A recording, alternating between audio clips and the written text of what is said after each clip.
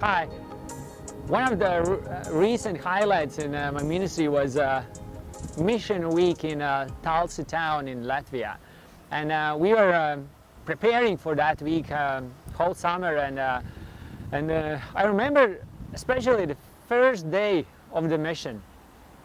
We had the opening event, and we were planning it for 2 hours. And I saw like Holy Spirit pouring out on participants of the mission.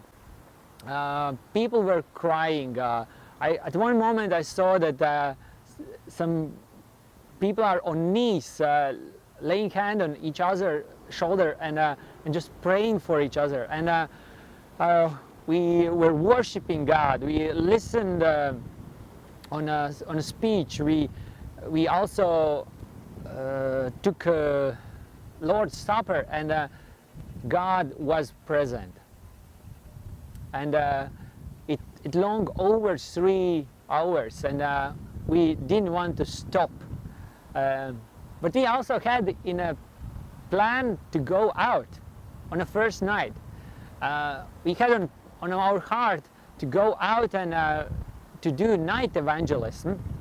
It was 10:30 when we finished and went to the downtown of Talsi, and we met in a parking plot, did a short instruction and prayer, and then we split by 2 or 3 and went in all 4 or 5, 6 directions. And I remember I was with Dania, young lady, together, and we went to the gas station. And there was a group of people standing at their cars and drinking beer and smoking and just having fun together. And we went closer to them, and we felt that we have to talk with them, but we passed by because we didn't have enough courage to start a conversation.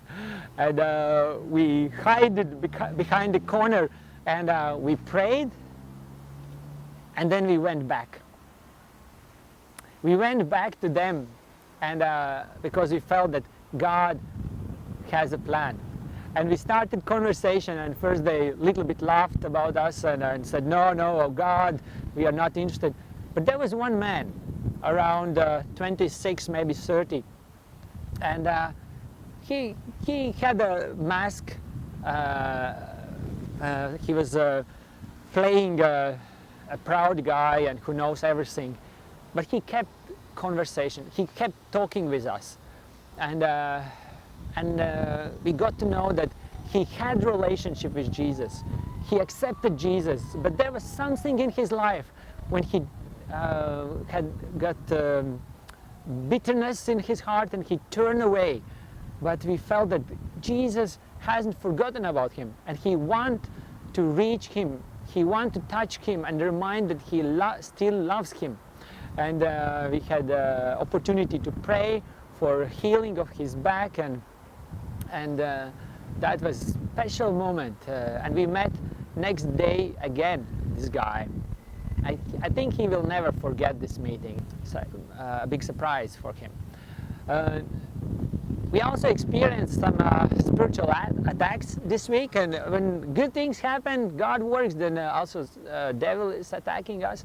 I felt some attack on my back, sudden pain, and it became worse and worse, and I even couldn't touch my the ground without pain, and but then we prayed, and in 10 minutes my most of pain was gone, and next morning I was totally healed, and I could continue the work. And other people also experienced some attacks like insecurity and other things, some thoughts that they are not worthy, not good as other people are in this team, and but God always showed the mercy and brought back.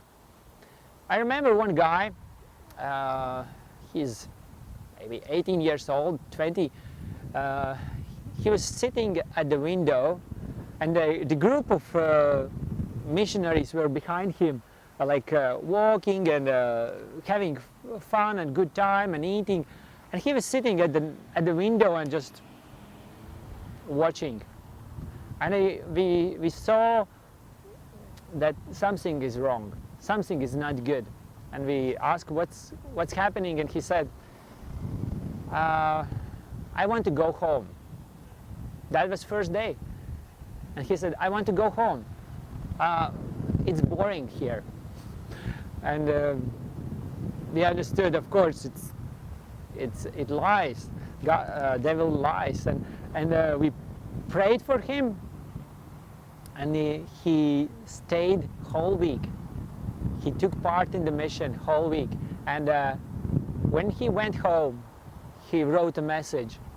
This was my highlight of the summer. This week was my highlight. God always wins if we keep walking with him.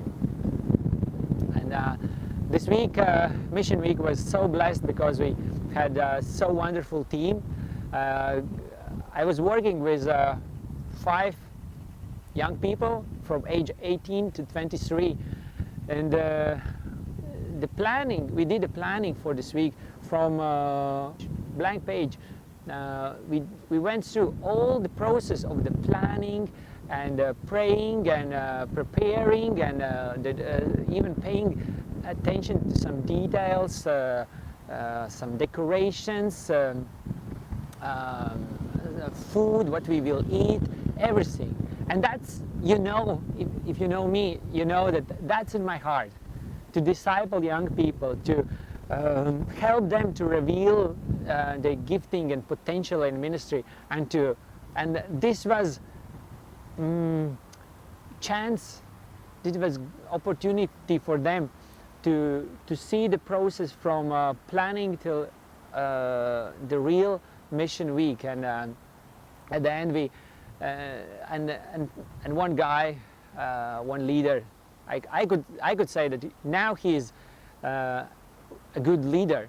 He said, thank you for the experience you gave me in this week. That was very important for me. We also could celebrate what happened, and we did a stand-up paddleboard riding in a Riga center on a river Daugava, and we finished when it was a night, and that was amazing view what God gave us as a gift, and that was so good. This summer we had a chance also to speak in a youth camp. It was for girls, for young ladies.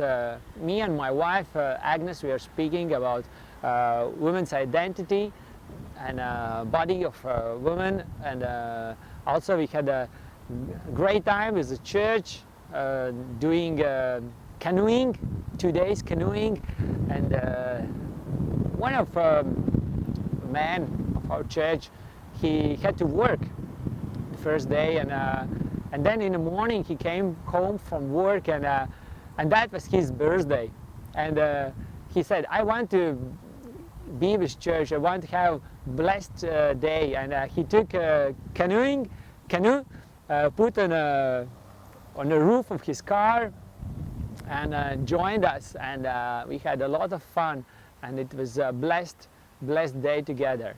The last week I also had a training for, we did training for new Exodus leaders, because there are new teams who want to start Exodus in different cities in Latvia. So our team did a training. We see that some people couldn't get to this training, but God is speaking to them to start it. This week I received a message from one lady in one town, and she said, like, God is touching me. God is speaking to me that I have to do something with youth, and I don't know how, but we will start Exodus in our church, and I know he will have success because God is with her.